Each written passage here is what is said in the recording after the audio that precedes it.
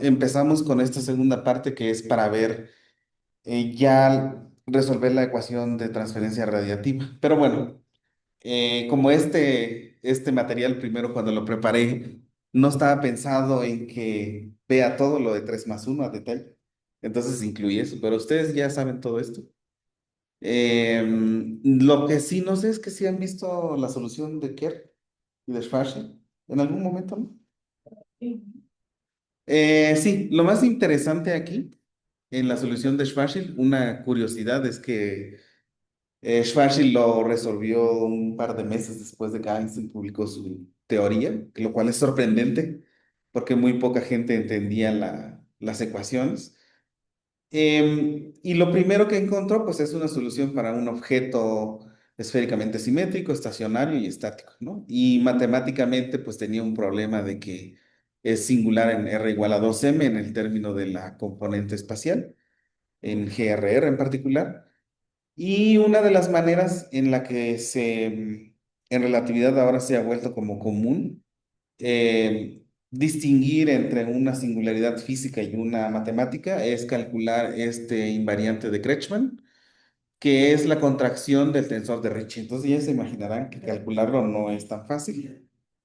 ¿Lo calculaste? Ah.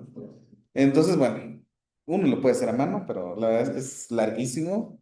Y puedes usar, ahora ya hay herramientas como matemática donde puedes definir tensores, poner una métrica y calcular todo lo que tú quieres. ¿Sí? Está una ventaja. Entonces, ¿cómo se da uno cuenta de que no, este R igual a 2m no es una singularidad física? Es que aquí debería de aparecer un término como R menos 2 a la 6, ¿no? Pero no aparece. Lo cual quiere decir que la curvatura, bueno, esta cosa nos mide una clase de, ¿cómo podríamos llamarlo? Pues es como la norma de la curvatura al cuadrado, ¿no? Casi, casi, porque es la contracción del Ricci. Y entonces nos dice, pues, que aquí la curvatura en realidad se comporta bien, o sea, no hay singularidades. Entonces, con un simple cambio de coordenadas, estas coordenadas se llaman penetrantes al horizonte o, en particular, este tiene un nombre que es de Eddington-Finkelstein. Y lo que hace es que te permite que si nosotros medimos geodésicas nulas, que serían los rayos de luz, podemos nosotros medir o ver cómo el cono de luz se va inclinando hacia el horizonte. Quiere decir que el cono de luz entra en el horizonte. En las otras coordenadas, ¿no? En las otras coordenadas lo que hace es que el cono de luz se vuelve muy, muy delgado cerca del horizonte y nunca entra. Entonces como que se va ahí comprimiendo, ¿no? Em, la solución de Kerr pues es más general porque ahora es rotante el agujero negro, sigue siendo estacionario, ahora es axisimétrico y tiene un spin, ¿no? Este spin es esta A. Y bueno, en coordenadas geometrizadas les llamamos, en donde decimos que C, G y M es igual a 1, esta A va de -1 a 1. Eh, si nosotros lo convertimos a unidades físicas, A0 sería un agujero negro de Schwarzschild y A igual a 1 sería un agujero negro sin horizonte. Y ese valor valdría 0,5 veces la velocidad de la luz. O sea, va de cero a 0,5 la velocidad de la luz. Una cosa interesante que tiene es que tiene esta zona que se llama ergósfera, en donde ninguna partícula, aunque nosotros lo inicialicemos con velocidad cero, puede estar quieta. Es decir, sufre un arrastre, ¿no? Y en inglés se llama así, frame dragging, si nosotros no estamos ahí. Es muy interesante porque la gente que estudia jets, y de hecho hay teorías basadas en eso, en que nosotros podemos extraer energía de esa ergósfera, de las partículas. Entonces, bueno, esa es una de las cosas muy interesantes. Esta solución del agujero negro rotante tiene dos horizontes, uno interno y otro externo. El interno nunca lo vamos a ver, porque el externo actúa como el de Schwarzschild, es decir, que los conos de luz entran siempre, y nunca pueden volver a salir. Por lo tanto, la información pues tampoco puede salir de ahí, ¿no? Cuando nosotros hacemos R igual a cero, bueno, ¿dónde está? Ay, no sé si puse el arrow. Pero esta arrow es, ¿cómo? El terreno se adapte para que nos quede, cuando despejamos, nos queda la superficie límites como si fuese. Ah, sí, sí, también, esa es una. Pero lo que yo quería buscar era la definición de rho, pero rho es r cuadrada más a cuadrada por seno cuadrado de teta. Les quería decir eso porque cuando r, que es la coordenada que conocemos siempre nosotros, es igual a cero, no tenemos una singularidad que es un punto, sino que es un anillo, ¿vale? Definida por el spin. Nos queda rho cuadrada igual a cuadrada por seno de teta cuadrada. Si nosotros matamos el spin, entonces los dos horizontes se vuelven uno solo. Y la singularidad se vuelve un punto también. Y eso. Y nada. Así se calculan los horizontes. Este nada más es el más grande. Podemos calcular nosotros un radio o una esfera en donde los fotones son estables, es decir, se quedan ahí orbitando, ¿vale? Igual para partículas también podemos encontrar una órbita estable. Ahora, lo del fotón es muy importante. ¿Por qué? Porque nosotros estamos interesados en medir la radiación electromagnética, que básicamente llega a través de fotones. ¿Qué va a pasar con esos fotones que se quedan atrapados en esa órbita estable? Se van a quedar ahí por siempre. ¿Las vamos a ver o no las vamos a ver? Pues no, pero como, pues alguien dijo que ¿No? supone que no la vamos a ver, porque este video no es intuido. A ver, O bueno, no sé, porque sería la fotosfera. Pero no sé si sería, la vamos a ver. sí, ¿no? Porque si se quedan, si tienen una órbita estable y se quedan ahí orbitando, Eso la. Pues es que. es el anillo de fotones, sí, ¿no? Otra vez. ¿Por qué? Los que se quedan ahí se van a quedar por siempre ahí orbitando. Entonces, ¿las vamos a ver o no las vamos a ver? Esos no. Esos no los vamos a ver, porque se van a quedar por siempre orbitando. Es una órbita estable. Si tú la pones ahí, ahí se queda por siempre. Las que vamos a ver nosotros son las que están un poquito afuera de esa órbita. O sea, ahora sí como en cálculo, ¿no? Radio de fotones más épsilon, esas sí las vamos a ver, porque esas pueden dar algunas vueltas y luego llegar a nosotros. Las que están a R igual a R del radio de fotones menos épsilon, ¿esas qué les va a pasar? Esas van a caer al agujero negro. Van a dar algunas órbitas, pero van a caer. Esos que están a R menos épsilon van a generar la sombra del agujero negro. ¿Por qué? Dentro de esa zona nosotros no vamos a poder ver nada. Otra vez los fotones van a ser absorbidos por el agujero negro, sin escapatoria. Las que están en el anillo de fotones o en la esfera de fotones como tal, tampoco las vamos a ver porque se quedan ahí. Pero las que están justo afuera son las que nosotros podemos ver. Y esas son las que van a formar a lo que nosotros en observaciones le llamamos anillo de fotones. En realidad no es el anillo de fotones como tal, sino son fotones que pueden dar un número de órbitas y luego escapar. Si no, no las veríamos. Bueno, está interesante. También hay una órbita estable, marginalmente estable, y una, ¿cómo se traduciría? Marginally bounded, marginalmente atados. No sé, bueno. Pero estas también son cuasi estables, ¿no? Para partículas. O sea, que para los fotones. Para los fotones solamente es este. Ajá. Y este es para materia, que también se puede quedar ahí, ¿no? Cuasi estable. Casi siempre hay perturbaciones. Una cosa interesante es que aunque nuestro fluido sea perturbado, los fotones podrían seguir ahí, porque no se ven influenciados por lo bueno. En la realidad sí, pero en el caso ideal que nosotros hacemos, no tanto. Eh, bueno, no sé si ya sabían, pero hay diferentes tipos de agujeros negros. Entonces hay agujeros negros de masas menor a una masa solar. Estas se cree que se formaron en la época temprana del universo, en los primeros milisegundos. Eh, y estas tienen, nada, eran fluctuaciones en realidad, porque como el caldo de materia era tan densa, una fluctuación tan pequeña, pues era enorme, en realidad, para nuestros estándares de densidad ahora. Y estas son las únicas que podrían ser afectadas por la radiación de Hawking, que la radiación de Hawking es creación y aniquilación de partículas.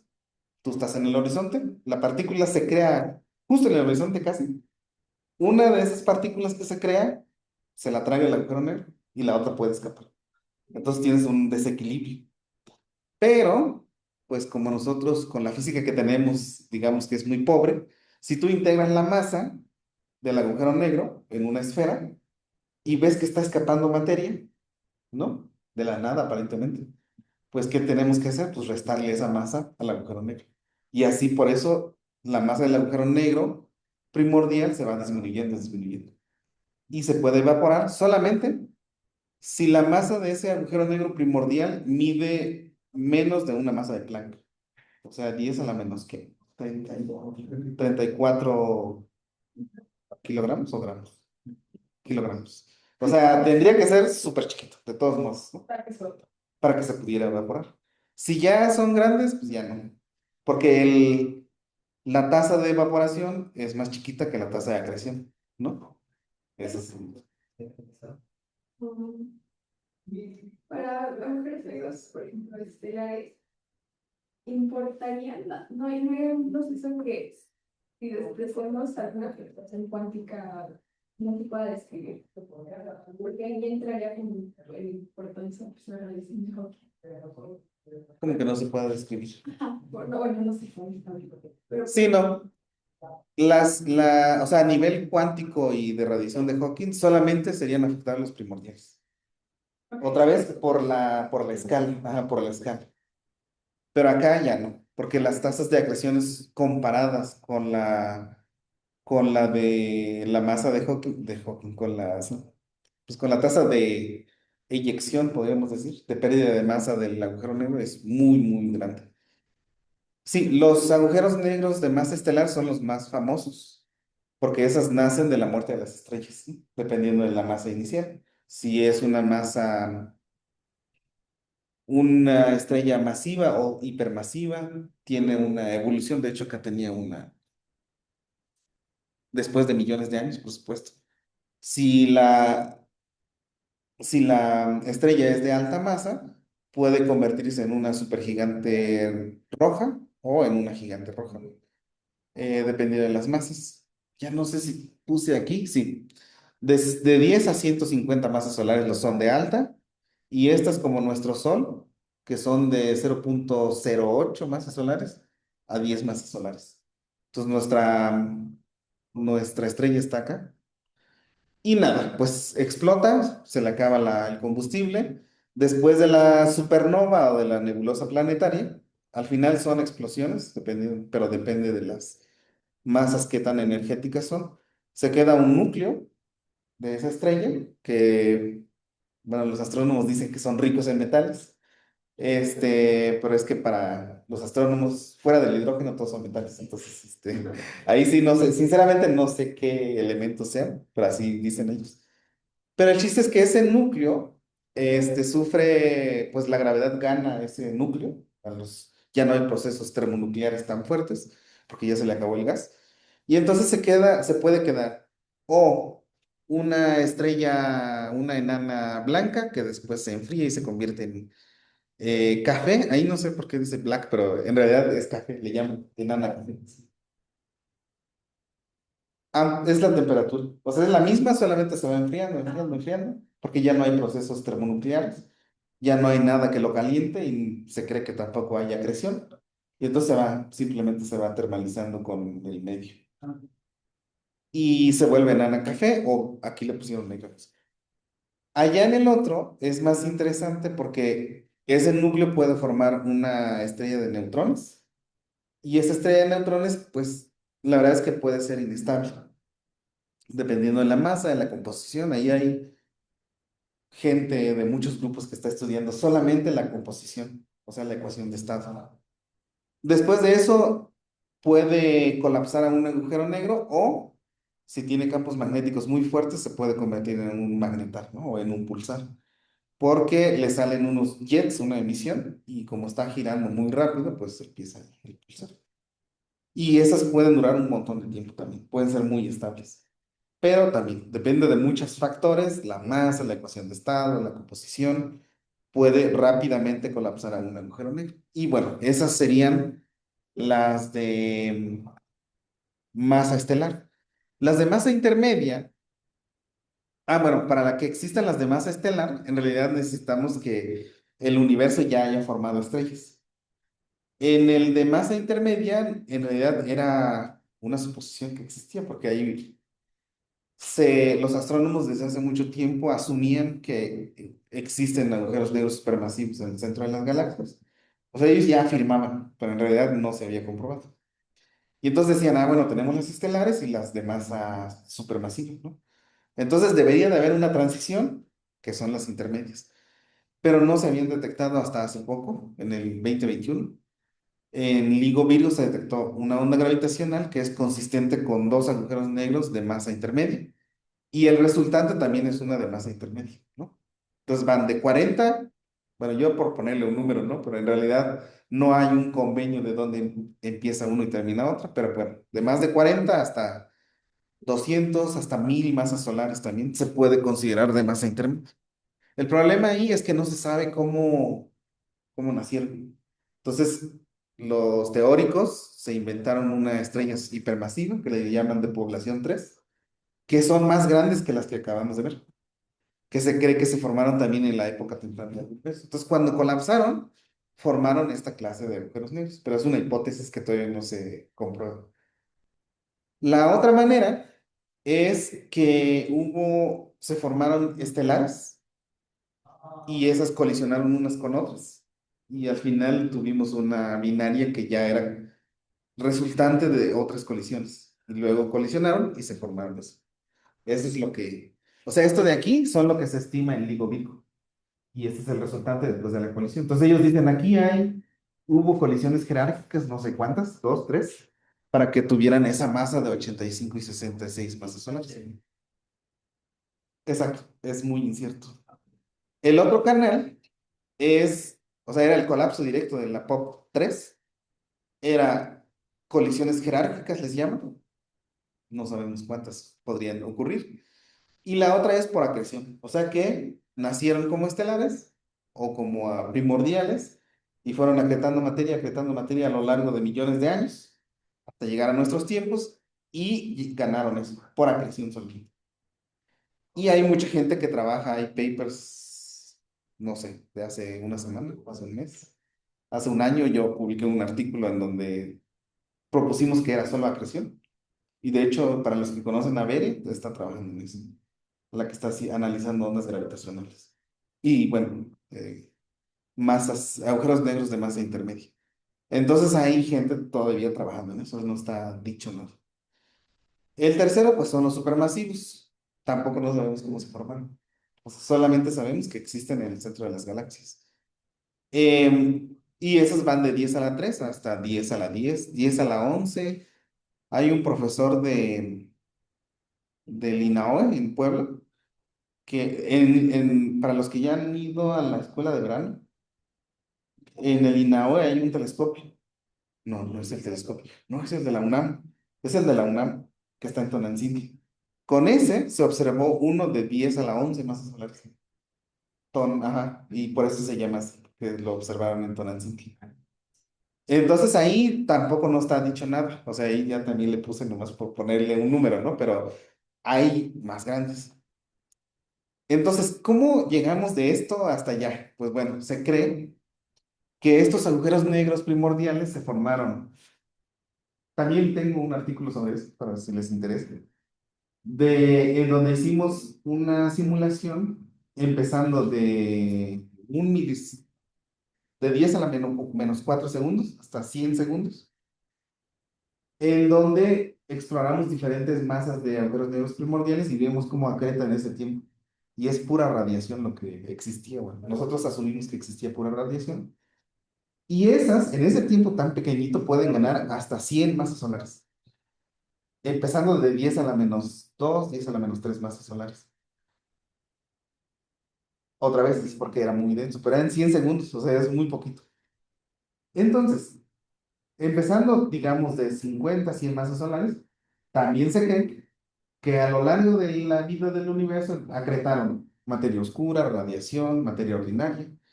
Y entonces, hasta que se empezaron a formar las estructuras, ya existían, y entonces ellos empezaron a formar las estructuras. Y siguieron acretando, porque siempre están acretando la materia de la galaxia, hasta llegar a las masas que tienen también. O sea, también están acretados todavía. Y son estables ahora. Al menos las estimaciones que tenemos son estables.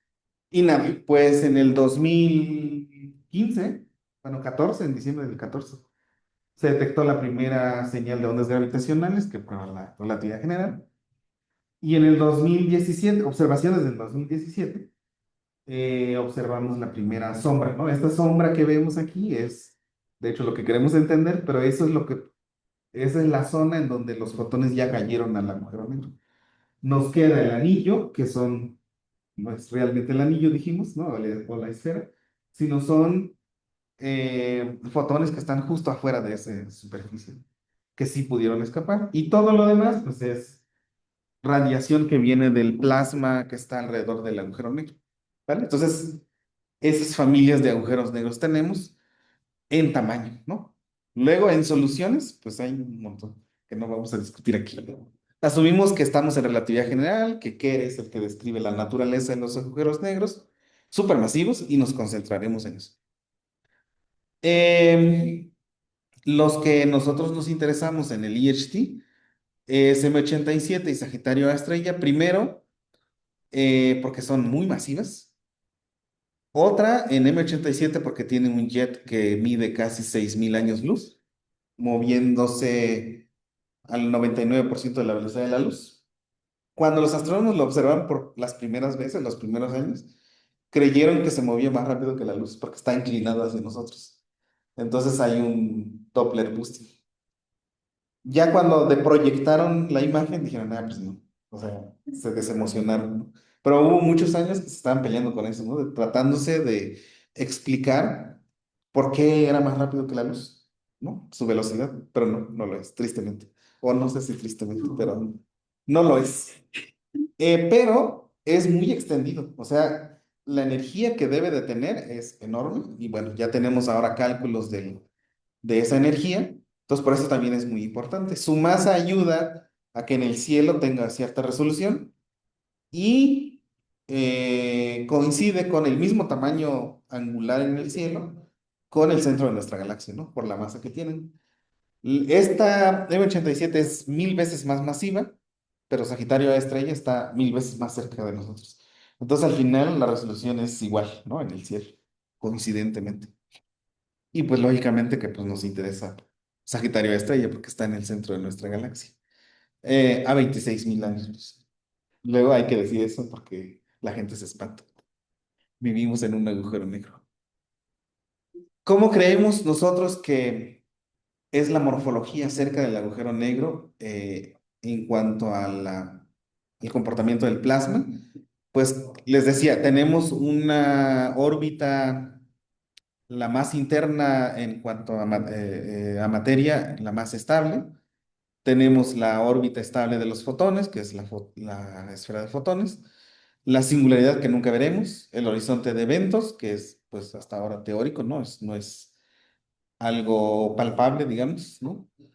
Y creemos que la materia que acreta, por lo que dijimos, ¿no? Que Kerr en realidad no puede mantener partículas estacionarias ahí cerca, sino que hace un frame drag.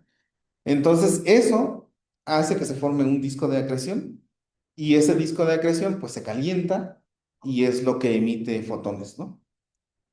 En el caso en el que tenemos campos magnéticos muy fuertes, bueno, acá hay campos magnéticos en todos lados, pero cuando tenemos campos magnéticos muy fuertes y tenemos un spin muy alto, se forman estos chorros de materia, ¿no? Que escapan en los polos del agujero negro y hay mecanismos que describen eso. Una de las más famosas es la de Blanford-Snelling, que justamente necesita bueno, se calcula una energía que necesita el jet para ser eyectado y eso depende del spin del agujero negro y de los campos magnéticos. Necesitamos esos dos ingredientes para eso. Entonces, esto es como una caricatura de lo que nosotros creemos que debemos de tener cerca del agujero negro.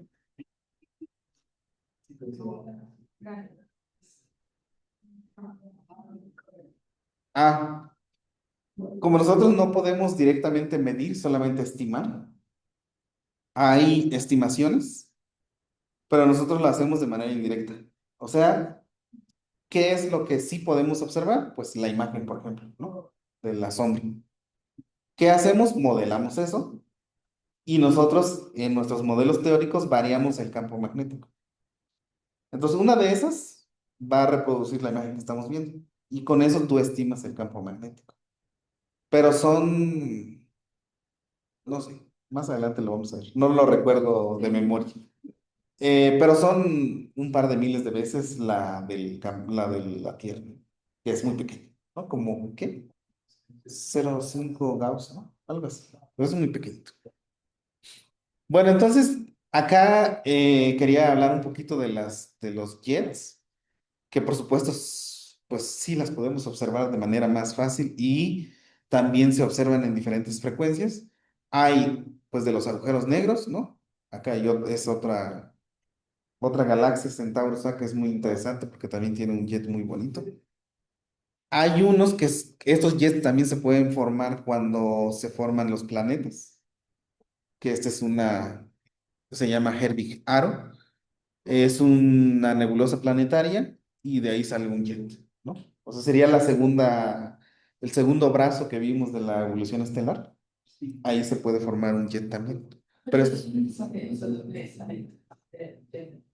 de la remanente. Acuérdense que teníamos una estrella grande que explota y te queda remanente, te queda un core y de ahí se empieza a acretar otra vez y de ahí saca la materia. Puede tener campos magnéticos, casi todos los objetos, ¿no? Perdón, ¿me vas a preguntar algo? Es que escucharon información de planetas, no, me quedo claro dónde está. Ah, lo que pasa es que nosotros somos un reciclaje del universo. Las estrellas pueden evolucionar, ¿no? Estas gigantes, ¿no? Ya vimos que tienen de más de 10 masas solares a 20. De esas se mueren, del remanente pues se queda una estrella y se puede volver a formar una estrella acretando materia. Y del remanente, porque si esta estrella estaba rotando, entonces se forma como un disco y ese disco muy, muy aplanado empieza a formar grumos y de ahí se forman los planetas otra vez. De hecho, una prueba, bueno, les explico el otro y les digo por qué somos una prueba de que somos reciclaje del universo. Las otras, bueno, y estas son de kilómetros, ¿no? Estas son de miles de años, luz, es la extensión del jet. Estas son de kilómetros. La otra es que cuando colisionan dos estrellas de neutrones, o una estrella de neutrones y un agujero negro, se puede formar el agujero negro, se rompe la estrella y forma un disco de acreción y empieza a generar un jet. Y eso se llama kilonova. Esos también son de kilómetros. Entonces, además de eso, o sea, son diferentes escalas de donde se pueden formar jets. Lo importante del último es que solamente en esos procesos se pueden generar nuevos elementos y el oro también. O sea, el oro no se puede formar de ninguna otra forma más que el de la colisión de estrellas de neutrones. Y pues existe el oro en la Tierra, ¿no? O sea, entonces esa es la prueba de que nosotros somos reciclaje.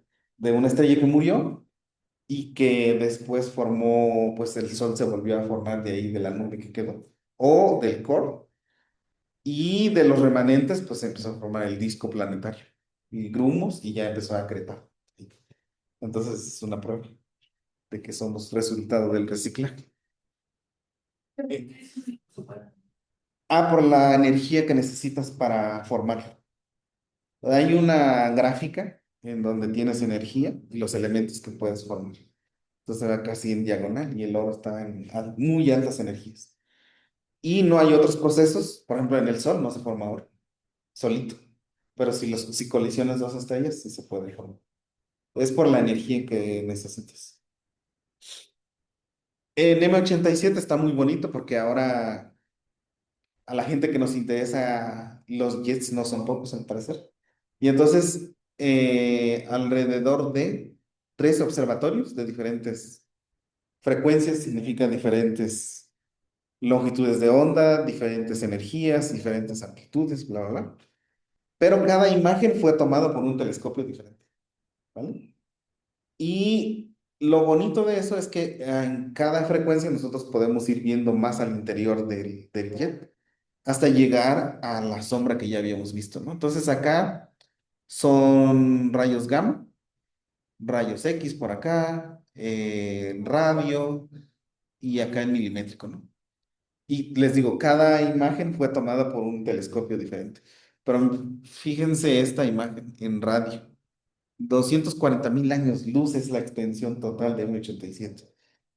Nosotros, o sea, después nos vamos aquí, que serían estos, hasta llegar a nosotros, ¿no? Y todavía siguen siendo muy, muy grandes.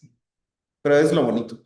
Otra de las cosas que yo tampoco sabía, apenas hace poco me enteré, es que esta clase de imágenes es muy raro ver para un objeto.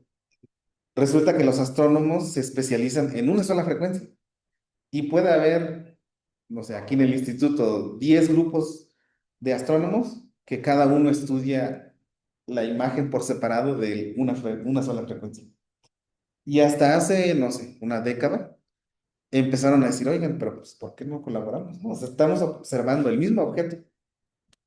E incluso dependiendo de la inclinación del jet, los astrónomos les llaman blazares, cuasares o ya no me acuerdo, pero los clasifican de manera diferente. Y entonces ver una imagen que se tomó el mismo día con diferentes telescopios a diferentes frecuencias es muy raro. Por lo que esta imagen es un logro de, podríamos decir, décadas de desarrollo científico en cada una de las frecuencias. Y convencer a más de 20 personas que colaboren y que observen el mismo día, ¿no? Bueno, 20 personas, digo que son los directores, más que ellos tienen que convencer a todos su observatorio, ¿no? Entonces es una cosa que no es menor. Y bueno, esa es la motivación, ¿no? Entonces la pregunta es, ¿estamos viendo agujeros negros supermasivos que están en el centro de las galaxias, al menos estas dos, ya comprobadas? Estamos viendo una imagen que además cambia en el tiempo, ¿no? En el 2017 y en el 18 se ven diferentes. Sí vemos la sombra, lo cual nos dice que sí es un agujero negro lo que estamos teniendo ahí en el centro de la galaxia, pero la dinámica del gas no la entendemos. Lo único que sabemos de ahí son 3 cosas. Una, que tenemos la sombra, que son los fotones que fueron acretados. Dos, tenemos una estructura casi de anillo, lo cual quiere decir que son los fotones que dieron muchas vueltas cerca del anillo de la fotosfera, de la esfera de fotones, y escaparon. Y que eso nos demuestra que tenemos un agujero negro. Eso es todo lo que sabemos. Todo lo demás no lo sabemos. Sabemos que debería de haber un plasma, esa imagen que les mostré es nuestra hipótesis, y que ese plasma pues está evolucionando alrededor del agujero negro. Entonces, tenemos aquí, bueno, ese. Y luego vemos los jets y decimos, bueno, ¿cómo surgieron los jets, no? También la teoría que existe, pues otra vez, es una hipótesis, hay cálculos, hay más desarrollo, pero no estamos 100% seguros cómo nace el jet como tal. Entonces, tenemos digamos, dos áreas o dos ramas de la física que juntamos aquí que queremos estudiar. Una, una pregunta así muy retórica, seguramente para los que aman la relatividad, es, ¿realmente el agujero negro está descrito por la teoría de Einstein o la solución de Kerr? ¿O es una solución más general? Más general, dentro de la relatividad general, puede ser que tenga carga eléctrica, carga magnética, que tenga influencia de la constante cosmológica, la expansión del universo, que tenga materia oscura, ¿no? Que tenga campos, bueno, campos de materia oscura, campos dilatónicos, campos axiónicos, o sea, todo eso entra todavía en relatividad general. O es una teoría modificada a la relatividad, la que describe ese agujero negro, ¿no? Y hay un montón, o sea, podríamos hacer una lista de 20, 30 ahorita. Y de hecho, con uno de mis estudiantes hicimos un trabajo para estudiar acreción solamente, ¿no? ¿Cómo cambia la acreción si consideras diferentes soluciones de agujeros negros? Entonces, esa es una. O sea, tratar de probar la relatividad general. La segunda parte es el estudio de plasmas. O sea, el plasmas es un área totalmente diferente y es, mucha gente se dedica a eso también. Entonces, plasmas astrofísicos. ¿Qué hay ahí? Bueno, la ecuación de estado del plasma, o sea, del gas. Nosotros siempre usamos gas ideal. Campos magnéticos, campos eléctricos. Nosotros usamos campos magnéticos solamente, le llamamos magnetohidrodinámica ideal, que es lo que vimos hace un tiempo. Eh, el plasma, el disco de acreción tiene viscosidad. Ah, bueno, todo lo que investigaron, ¿no? ¿Qué puede tener? Puede tener términos de calor, shear y bulk viscosity. ¿Y qué más? Calor. Ya no me acuerdo qué más. Pues, el shear, ¿no? Ah, entonces todo eso lo podemos incluir ahí en plasmas. Bueno, entonces llevamos campos magnéticos, lo de los efectos no ideales y aceleración de partículas. Porque al final de cuentas, este jet que se ve es un gas súper diluido. O sea, tiene muy, muy baja densidad, casi, casi que está dominado por campos magnéticos. Y pues, ¿qué es lo que emite? Pues son electrones, ¿no? Entonces necesitamos saber cuál es el mecanismo de aceleración de esos electrones para llegar a estas energías y poder moverse a casi la velocidad de la luz. Entonces, tenemos también esa área que es el mecanismo de aceleración de partículas. Y esa, solamente la aceleración de partículas también es un área diferente que la gente, cuando nos interesa, pues nos dedicamos a eso. Bueno, ya mucha motivación. Ya estábamos motivados, ¿no? Pero esto es aún más, o sea, hay bastante física, ¿no? Que entender de lo que estamos observando. Entonces, ahora sí, nos pasamos a la parte de modelar. Entonces dijimos que nosotros queremos un disco de acreción, ¿vale? Entonces hay muchos discos de acreción, seguramente han escuchado una de las más viejitas y famosas, por supuesto. Era un disco infinitamente delgado, bueno, delgado, que se llama un disco de Sakura Tsuyae. No sé si lo han escuchado, pero esa es el primer modelo que se construyó. Luego, más recientemente, se construyeron, se llaman discos gruesos o toroides. O sea, básicamente es una dona centrado en el agujero negro que está en equilibrio y puede estar en diferentes fases, ¿no? Aquí esto porque les quería decir a los del IHT que, bueno, tristemente hay gente que por muchas cosas que se estudian, solamente toma un modelo y dice, este es el de veras y es universal. Bueno, yo les dije no. Porque esos discos que son toroides, pues, las puede uno construir de tres maneras. Una, pones el espacio-tiempo, o sea, la ecuación de Einstein satisfaciendo las constricciones que nosotros vimos, las constricciones de energía y de momento, y además que esté en equilibrio el disco, o sea, en equilibrio la parte de geometría y en equilibrio la parte de materia. Y eso es resolver las ecuaciones de Einstein más las de magnetohidrodinámica, asumiendo que tienes un disco que solamente tiene velocidad en phi. Bueno, primero, la simetría del problema, escoges coordenadas esféricas. Solamente tienes velocidad en phi, porque entonces el disco no se mueve hacia radialmente. El campo magnético también es solamente toroidal. Y una vez que pones eso, resuelves las ecuaciones de Einstein. Es la manera más consistente de construir discos de acreción. Está feo, por eso casi nadie lo hace. Entonces aquí, ajá, Patrick Mack es un polaco que conocí en Valencia. Él junto con mi ex jefe Tony Font hicieron unas soluciones. Entonces ahí tú pones que quieres que el agujero negro esté rotando. Entonces, dependiendo de eso y dependiendo del campo magnético, esta beta te mide la presión del gas dividido en la presión, entre la presión magnética. Acuérdense que nosotros teníamos una analogía de la presión magnética que era B cuadrada sobre 2. Entonces hacemos un radio, dividimos esos dos y nos da esto. Entre más chiquito, quiere decir que el disco es más magnetizado. Y entonces se hacen soluciones, resolviendo las ecuaciones de Einstein, y ya, uno ve la tendencia. Entonces aquí lo que nos está diciendo las gráficas es que hacia acá tenemos menos magnetización con espines diferentes del agujero negro, y cuando nos movemos hacia acá, este es el más magnetizado.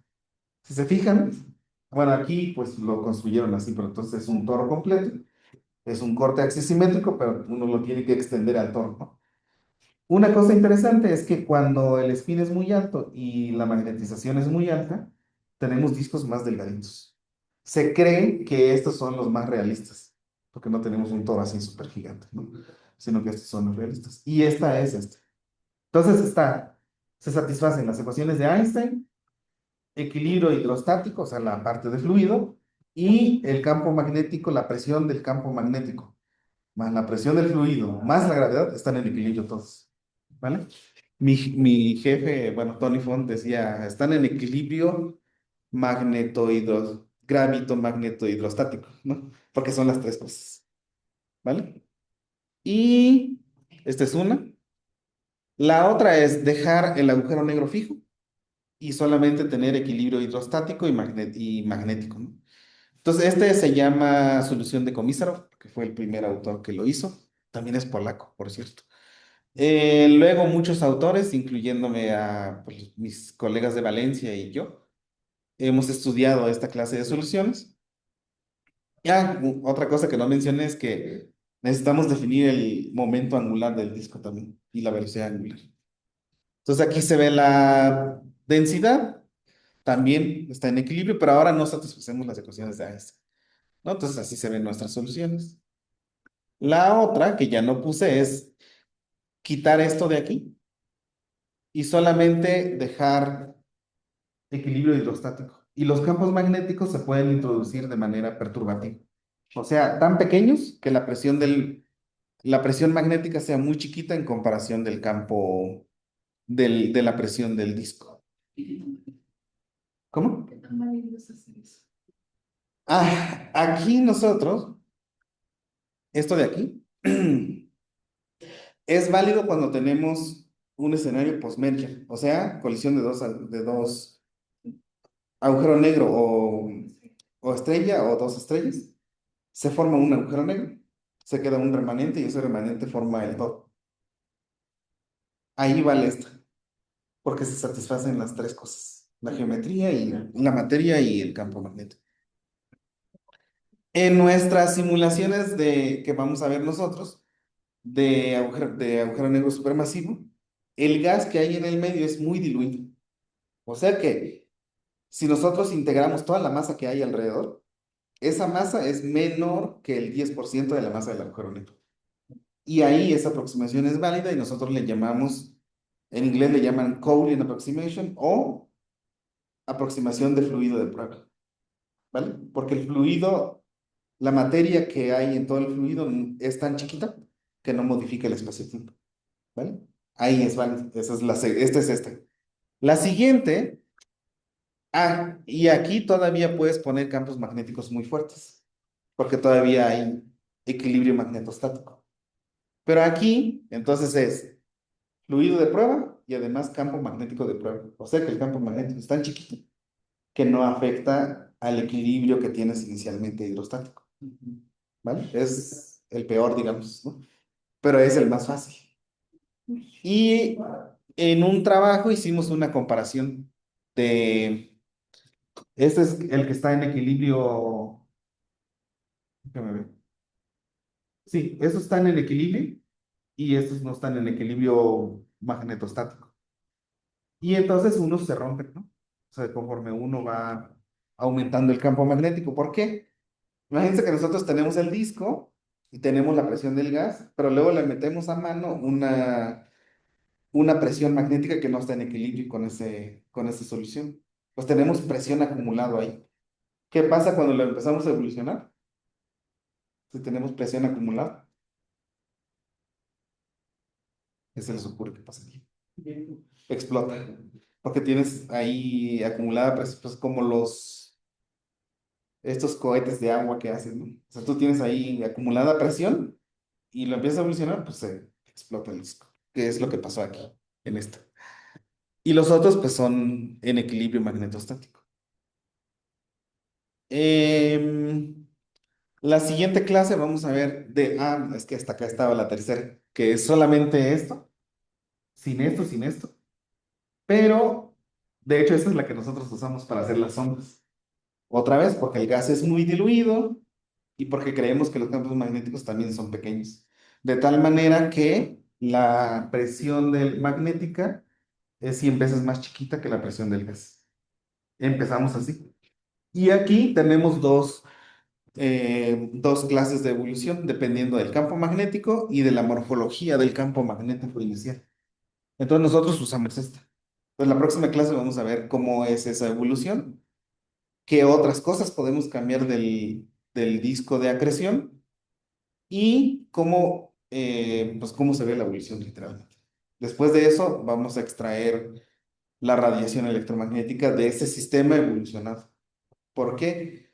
Tenemos tres partes. Gravedad, que no vamos a tocar. O sea, ecuaciones de Einstein, de la geometría. Nosotros vamos a asumir que tenemos un agujero negro de Kerr. La segunda parte es la evolución del plasma y de los campos magnéticos alrededor del agujero negro.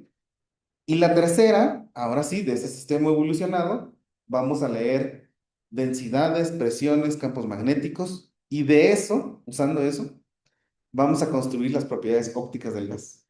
Y con eso vamos a integrar las ecuaciones de radiación. Y ahí sí, ya vamos a formar la imagen, o sea, las otras. ¿Vale? Entonces son varios pasos. ¿Sí?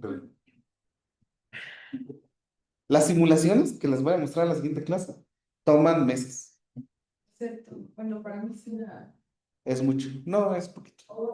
O sea, ya vimos las ecuaciones más difíciles. O sea, todas estas tres ya las vimos.